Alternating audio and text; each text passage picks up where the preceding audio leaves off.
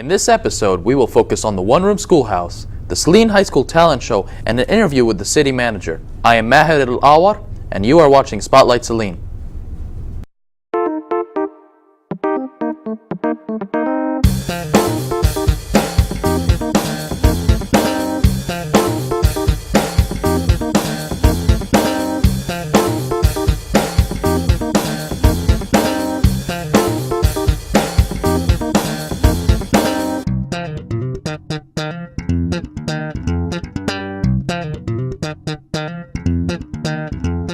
The City of Saline and the National League of Cities have designed a new program to help you save money on prescription medicines that are not covered by your insurance.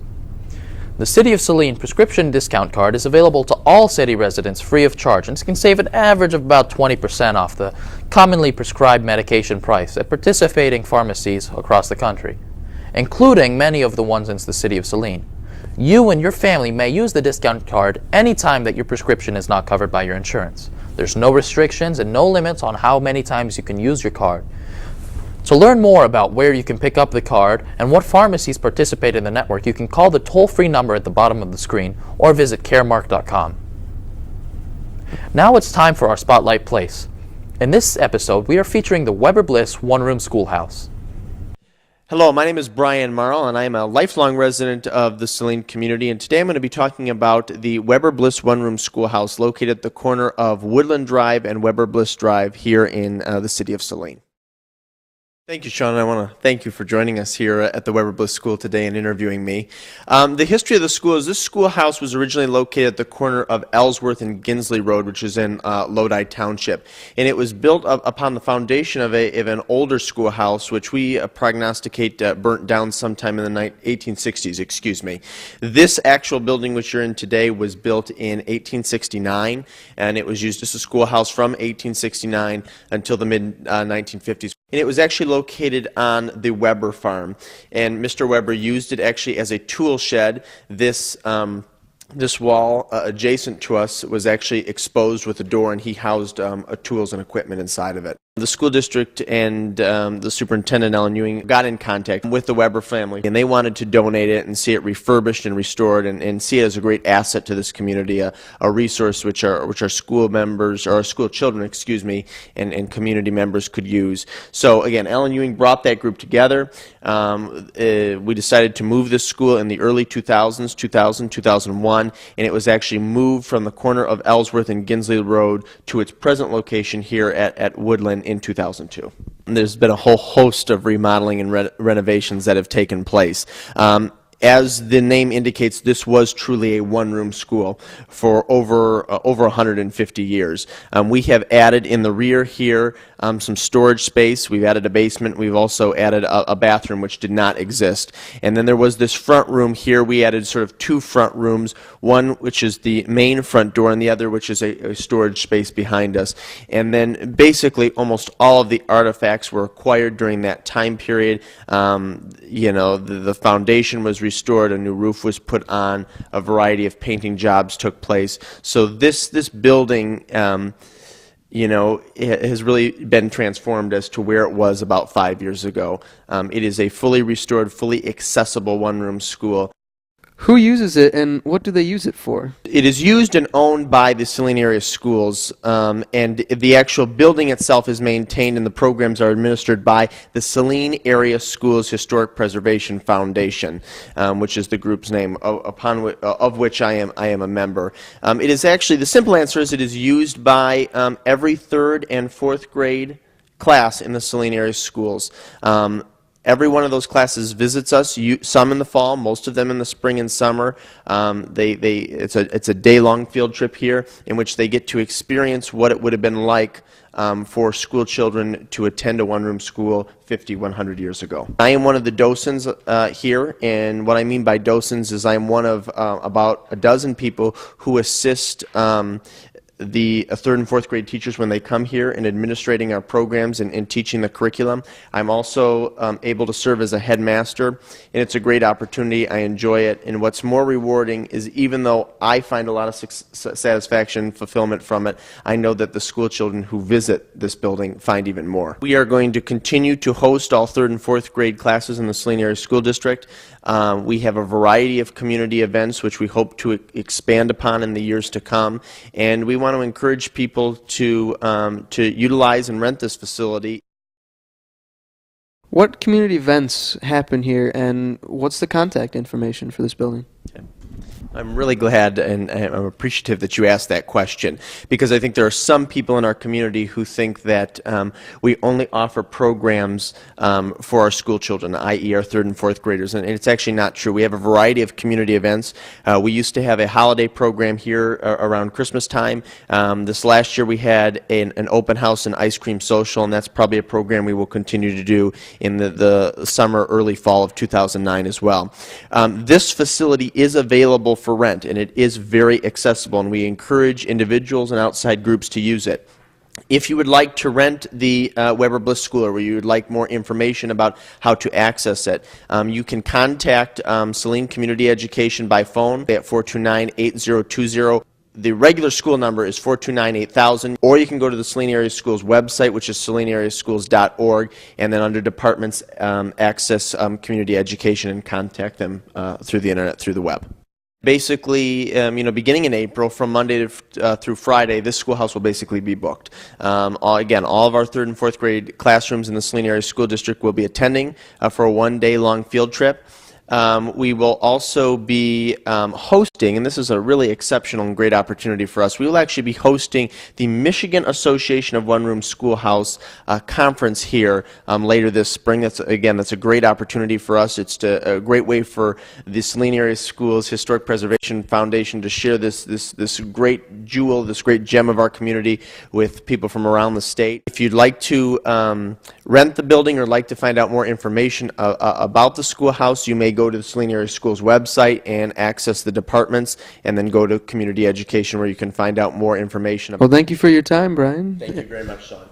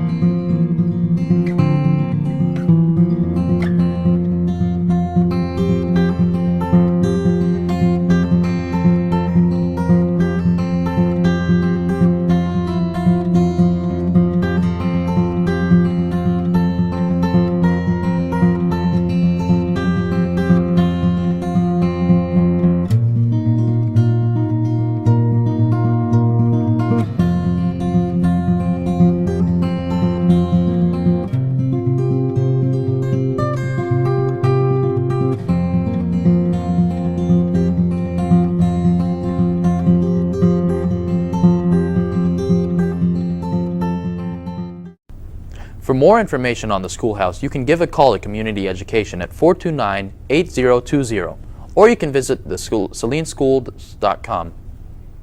The Saline Community Education Spring Craft Show will be held from 8 a.m. to 3:30 p.m. on March 28th at Saline Middle School.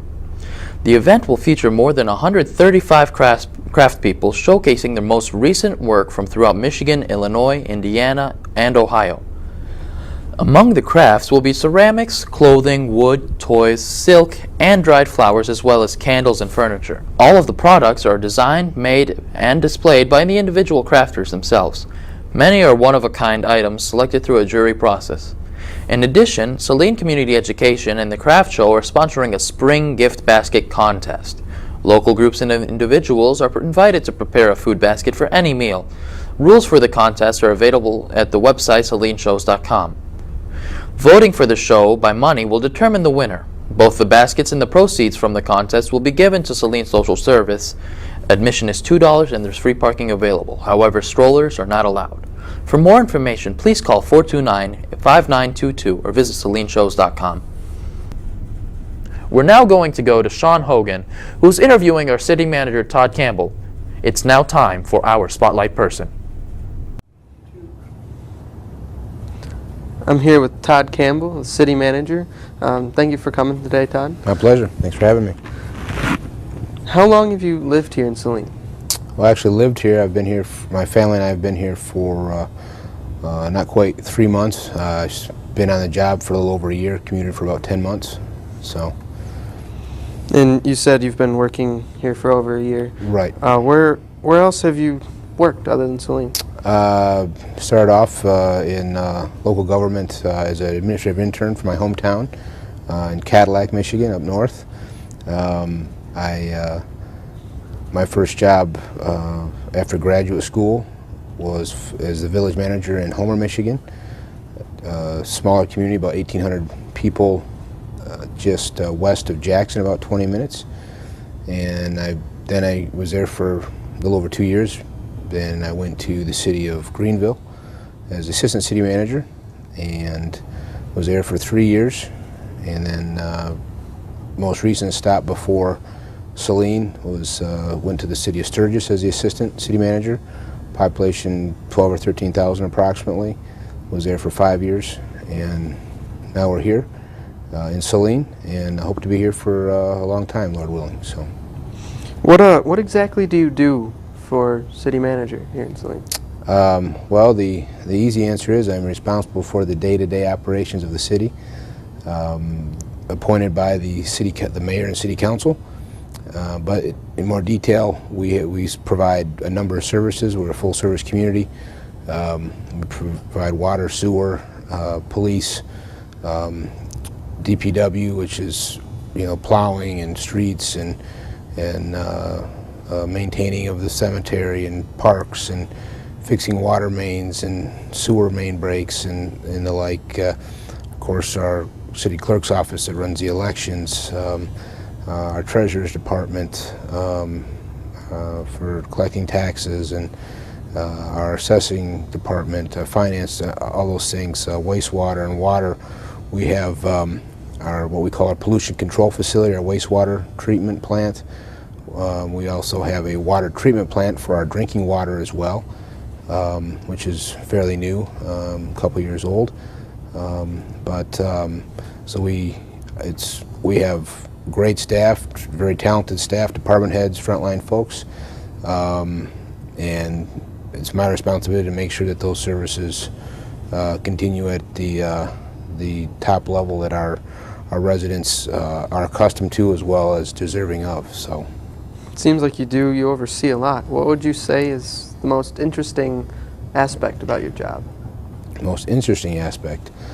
Well, as you said, there's quite a variety, and that's part of what I really enjoy. I certainly have a passion for government. That's what I do. That's why I love what I do. But any given day could be different than the day before. I guess the most interesting, I really enjoy working with the people. I know it's kind of a general statement, but I love working with the people, to whether it's residents, whether it's business owners, organizations, civic organizations, whatever. Enjoy working with them together. It's a team effort to make this the best community it can be. What does your average day consist of as city manager? Well, I don't know if I have an average day, but it just depends. Could be early morning meetings, late night meetings, everything in between. Dealing with if citizens have a concern, a request, a complaint. I also am responsible for human resources, personnel items, so dealing with that, and for the organization, trying to make sure keeping city council informed on what goes on, and for the day-to-day, keeping them informed so they know what's going on. Meeting with civic groups, meeting with businesses or the many festivals that we have here. Working with the Chamber of Commerce, they're a great organization to work with, and again, everything in between. Sometimes you can go for a stretch where no 2 days are alike, so which overall is pretty good. but can be early morning, run late at night. Certainly try to balance that because I've got a wonderful wife and 3 great children that I'd like to spend time with as well, but it's just a balance. What are your normal hours that you're in office? Well, our city hall is open 8:30 to 5. Sometimes I'm in there earlier than that and stay later than that. It just depends on the day. But so, I guess typically 8:30 to 5, but if someone needed to meet with me before that, certainly can make arrangements for that too. If anyone wanted to get in touch with you, how would they go about doing so? They can call the general City Hall number, 429-4907, and extension 2212 is my administrative assistant, Justine Myra, and she can, because some days I'm in the office and some days I'm not, and it just depends.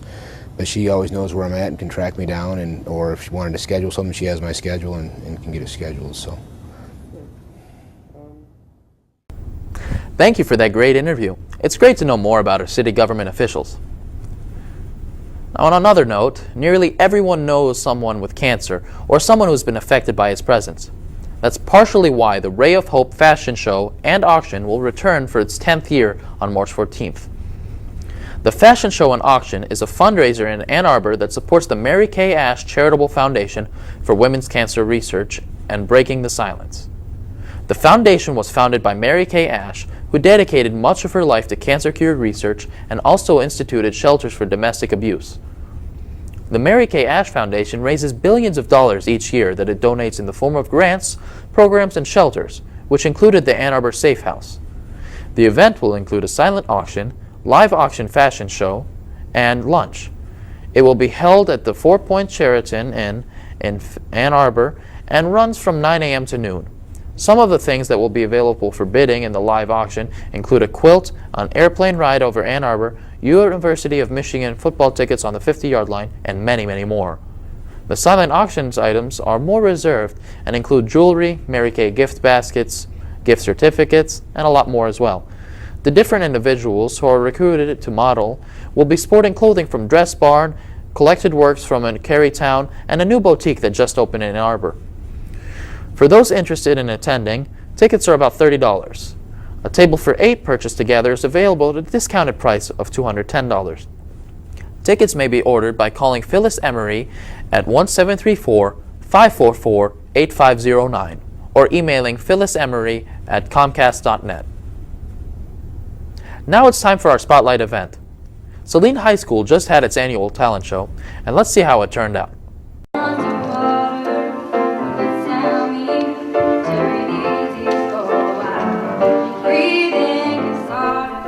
The 2009 Saline Talent Show took place on January 20th.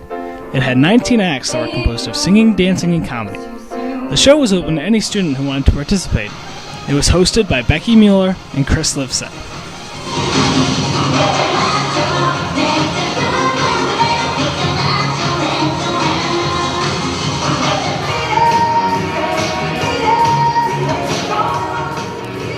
The talent show was organized and presented by the Saline High School Student Council.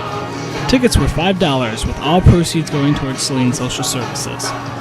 At the same time as the talent show, the Student Council was also running a canned food drive, with everything being donated to the Saline Social Services. 200 cans were donated, along with $470.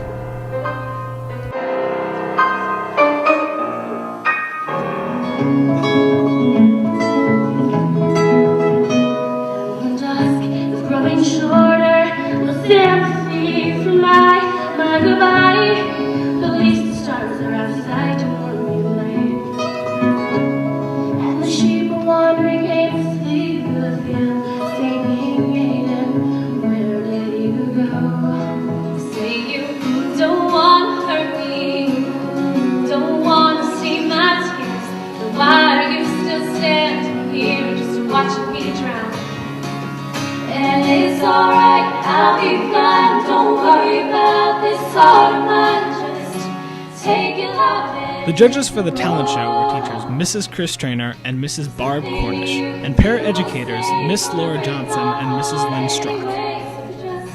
Leave the pieces when you go. There were 2 honorable mentions. The first was Hema Karunakaram, who performed a native dance of India, which tells the story of the Indian god Krishna.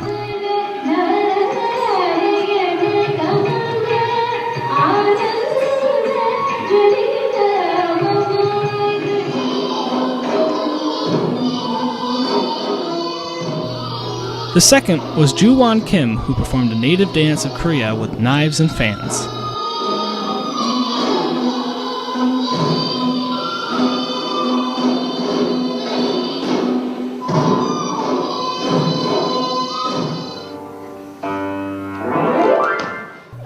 Third place was awarded to Tyler Olson and Stephanie Webb, who performed Hungarian Rhapsody No. 2 by Liszt on piano.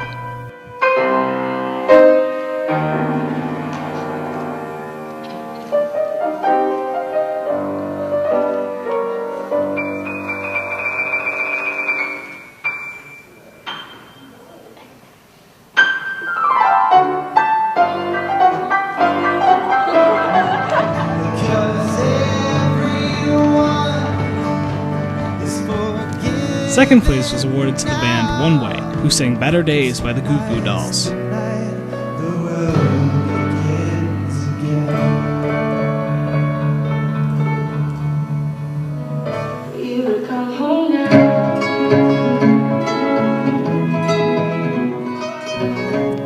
First place was awarded to Megan Nye, who performed a personally written song called Cain Naden.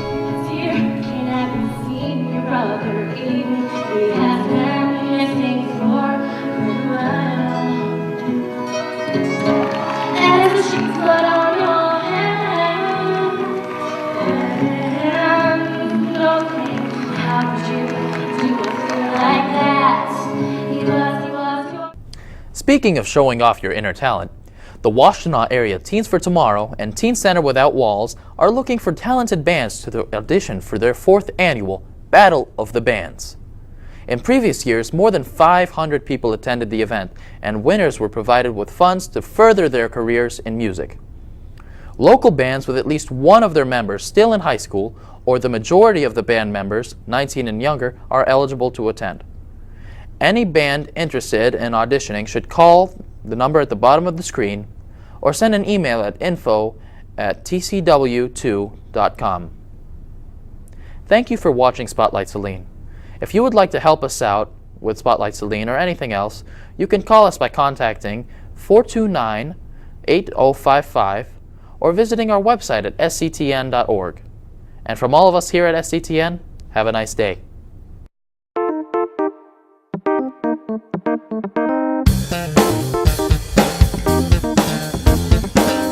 This has been an SCTN production.